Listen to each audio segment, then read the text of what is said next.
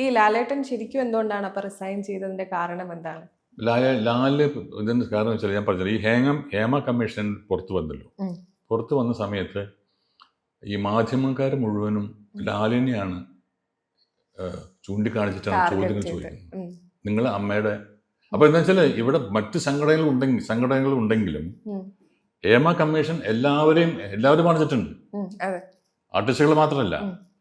അപ്പോൾ ലാലാണ് നിൽക്കല്ലേ, ഒരു ഒരു ഒരു നിറഞ്ഞു നിൽക്കുന്ന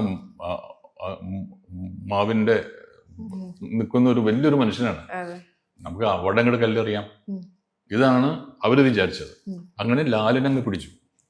ലാലന്റെ മേലേക്ക് അനാവശ്യമായ ചോദ്യങ്ങൾ കൊടുത്ത് ഇയാള് ഞാൻ കാണാണ് ലാലിങ്ങനെ പറയുന്നുണ്ട്, അല്ല എന്നെ എന്തിനാണ് ഇങ്ങനെ ആക്കുന്നത്? ഇന്നലെ വരെ നമ്മളോടൊപ്പം നിന്നവരൊക്കെ എന്തിനാണ് എന്നെ കുറ്റം പറയുന്നത്? അന്ന് മുതൽ തുടങ്ങിയതാണ് ലാലിന്റെ വേദന.